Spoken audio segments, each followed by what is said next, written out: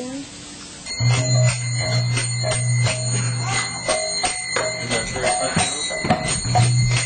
In the corner.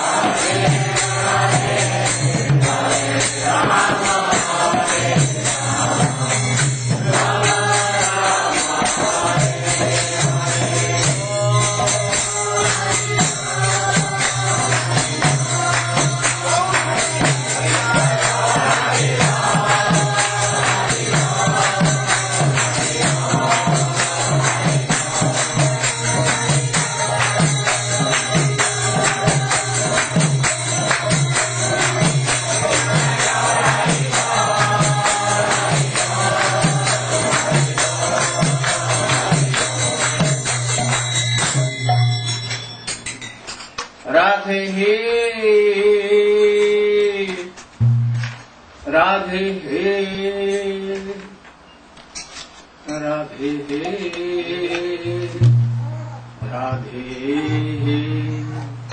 Radhe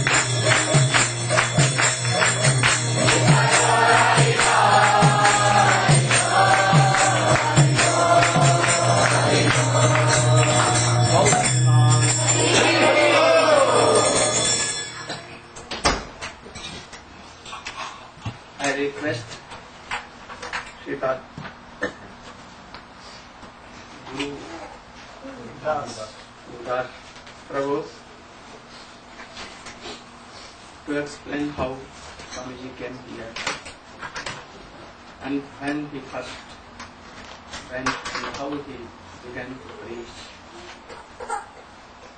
and how in what places he went and how lovely he collected so many devotees here. My health was not good, so I could not go. So I went to hear from him.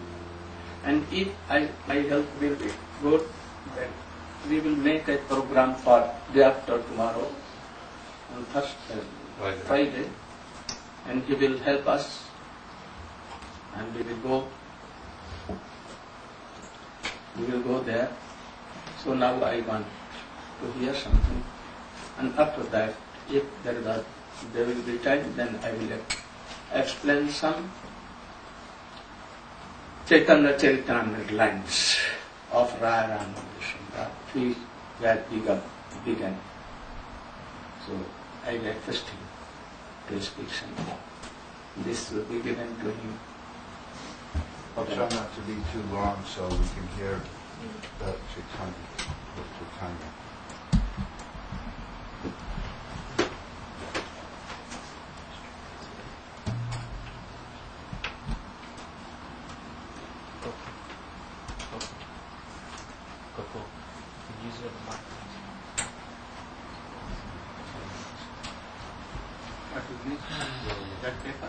No. I was looking for Naryana probably. Oh, Naryana, you should come here. Why you? She doesn't have to come. It's just.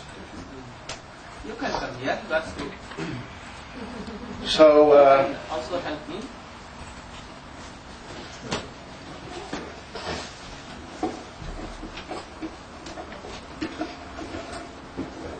Was the Boston Temple open when Prabhupada came to San Francisco? Not yet. Oh, not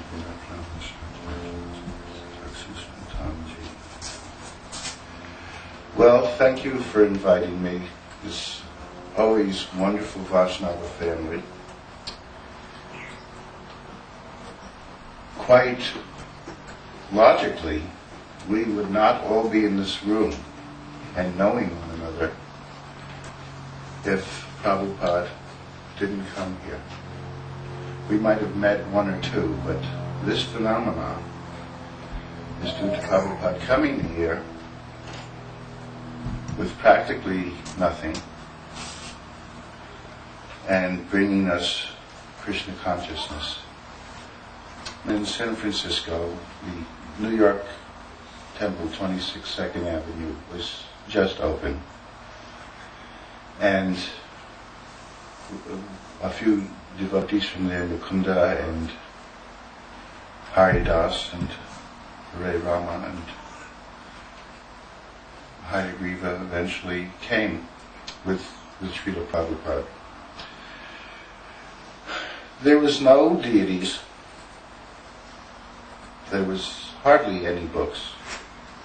There was the first non-Sanskrit edition of the Bhagavad Gita. There was no mridangas. There was a few kartals. There was no dhotis, no tilak. We wore costumes and had dogs and cats outside the temple. And there wasn't even the Chaitanya prayers, Govinda Jai Jai, nothing. Literally, Swamiji at the time spoon-fed us Krishna consciousness, a little bit here. You are not this body, was preached. We couldn't quite understand it, and we still don't understand it. That's why Prabhupada still preached it 12 or 13 years later. And we didn't ask very, very deep questions. But there was lots of chanting. We did have our japa beads, although at first they were just large, they were of different shapes, they were wooden or not tulsi beads per se. And so Prabhupada encouraged us to chant. And he would speak, but very simply as we could understand. And he would speak about Krishna and the pastimes in Vrindavan, and it enlivened our hearts. But so much was all new to us. And Prabhupada was translating some books, the Bhagavad Gita, and he continued a mimeographed copy of Back to Godhead. And at first, there was not even a Vyasasana.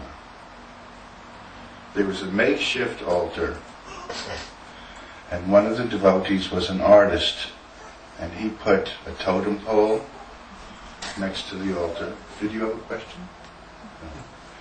No. A totem pole.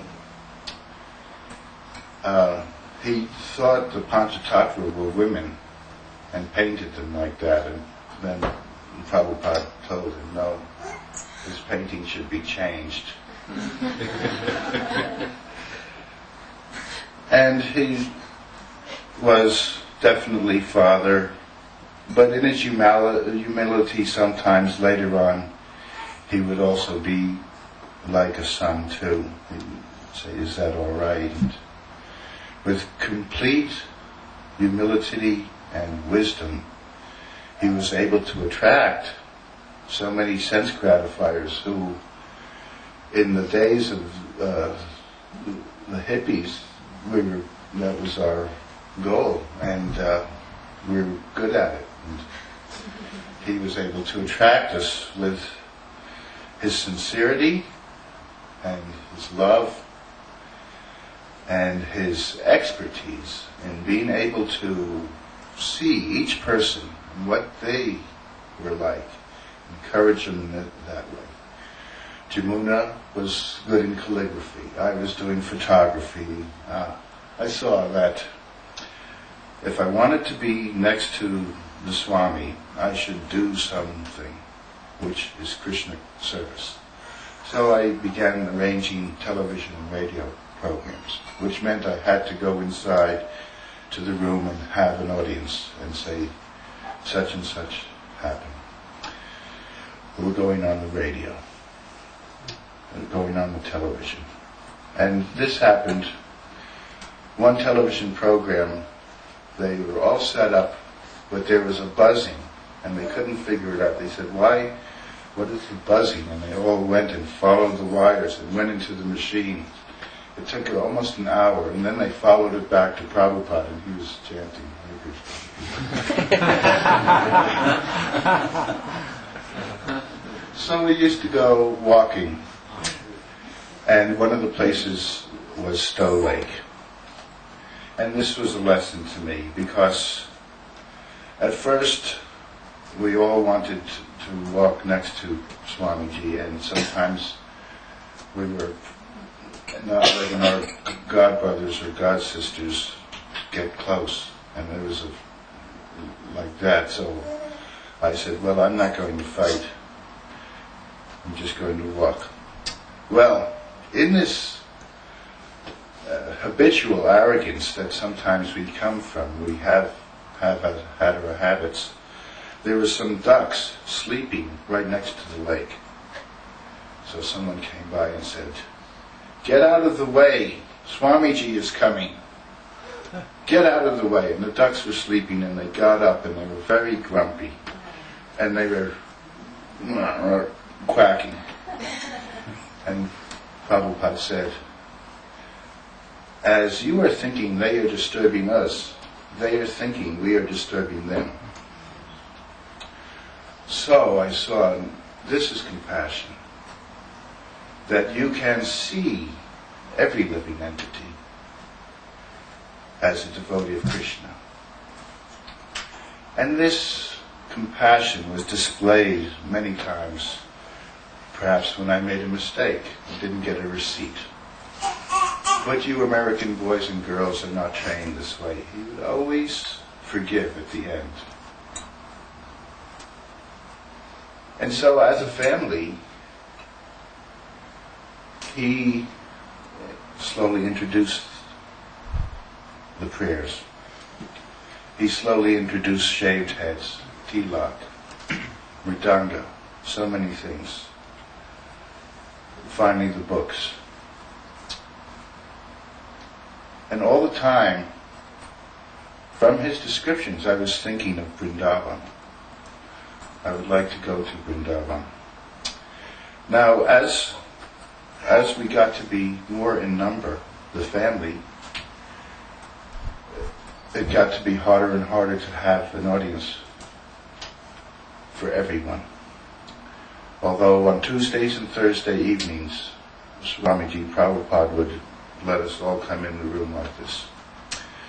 Well, the servants of Prabhupada finally said, don't let Guru Das in, because I thought, I can read these books, but I'm not such a great scholar.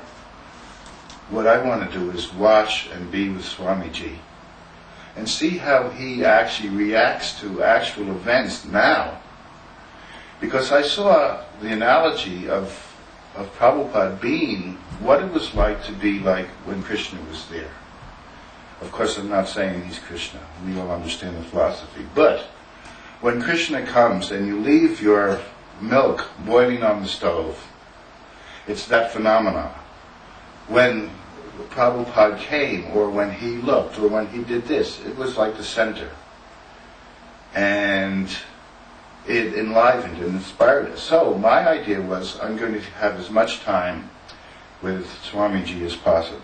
So they said, don't let Guru Das in to see him all the time. Not in a mean way, but just in the way that he's here again.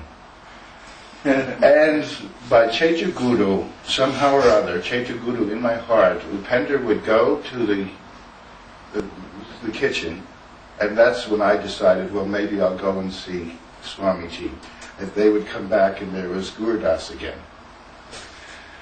And so I would do that, and like I say, through the years, that was one of my main ways of becoming Krishna consciousness, to have as much time with Prabhupada. And it could be Vanya Vopu also. It could be from the presence, or from the philosophy, or from hearing singing, or from thinking and remembering the smarana. That's very important, and that's what we can as a family do, is to remember Krishna and Lord Chaitanya, all these inspiring things on a daily basis and in the holy name, and that will keep us going, keep us enthused. There are many more pastimes, but I think I will leave that to the possibility that we may go on Friday, and then we could actually see this place, and this happened here, this happened here, this happened here. But he brought everything from nothing.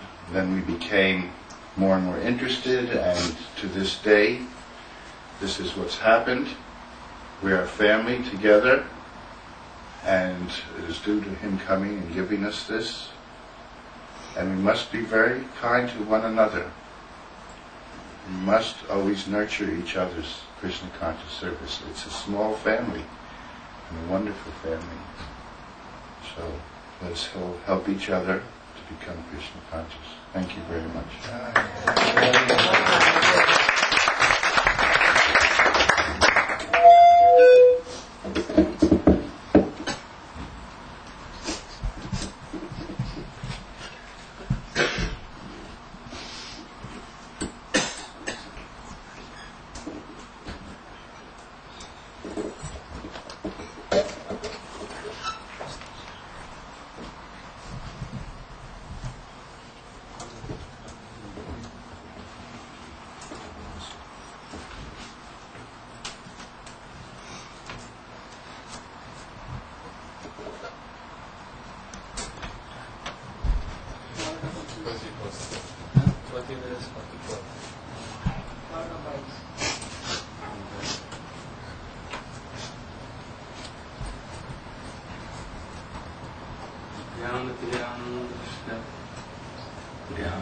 Jnana Shalakhya